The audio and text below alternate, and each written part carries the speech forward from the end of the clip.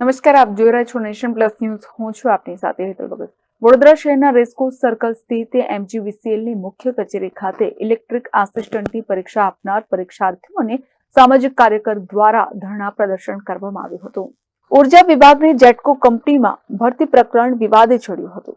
રાજ્યમાં એક જ દિવસે હેલ્પરની પરીક્ષા લેવાઈ છતાં રાજકોટ, ભરૂચ અને મહેસાણા ઝોનમાં અલગ અલગ મેરિટથી વિવાદ થયો હતો.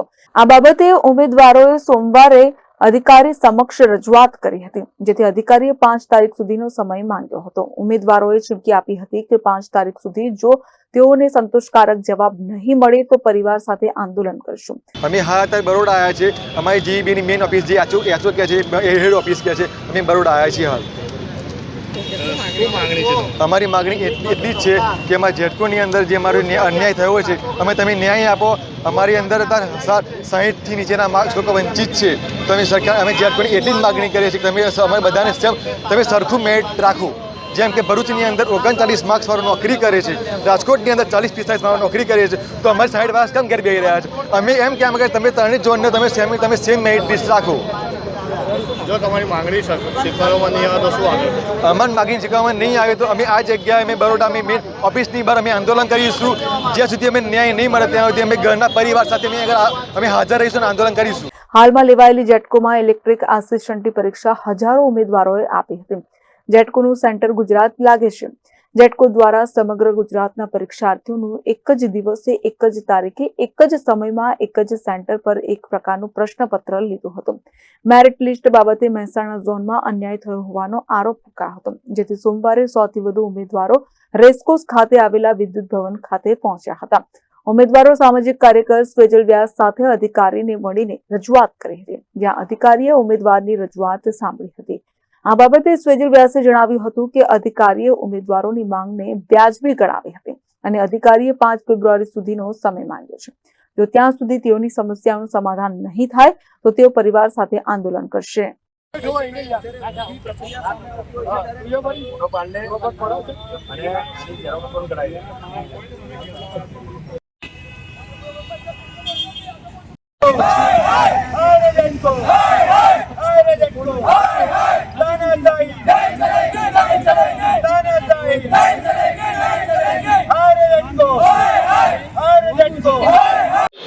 આજે ગુજરાતના તમામ જિલ્લાઓમાંથી, મોટાભાગના જિલ્લાઓમાંથી યુવાનો આજે જેટકોની ઓફિસ છે, જે સેન્ટ્રલ આખા ગુજરાતની, ત્યાં રજૂઆત કરવા આવ્યા છે. જેટકોએ જે રીતે એક્ઝામ લીધી છે ભરતી માટેની, ગવર્મેન્ટની એમની જે જોબની ભરતી થવાની છે, એમાં એક જ ટાઈમ પર, એક જ સ્થળ, એક જ જગ્યા પર, એક જ રીતે અલગ અલગ આખા રાજ્યમાં જ્યારે એ લોકોએ એક્ઝામ લીધી હોય અને એક્ઝામ પ્રમાણે, મેરિટ પ્રમાણે દરેકને અલગ અલગ જગ્યા પર જોબ મળવી જોઈએ, તો મેરિટ પ્રમાણે નહીં, એ લોકોએ રિઝલ્ટ આવ્યા પછી ઝોન પ્રમાણે એ લોકોને જોબ પર રાખી રહ્યા છે. એટલે ભરૂચ બાજુના ઝોનને 40% વાળાને જોબ મળી જાય, પરંતુ મધ્ય ગુજરાત વાળાને 60% ના મળે. એટલે 60% વાળાને કોઈને જોબ ના મળે, 40% વાળા જોબ લઈ જાય. 40% વાળાને જોબ આપીને પછી પૈસા ખાઈને એમને જે જોઈએ ગુજરાતમાં ત્યાં બદલી કરી આપવાની. એટલે આખું તંત્ર ભ્રષ્ટ છે ને ભ્રષ્ટાચારથી આખું ચાલતું તંત્ર છે.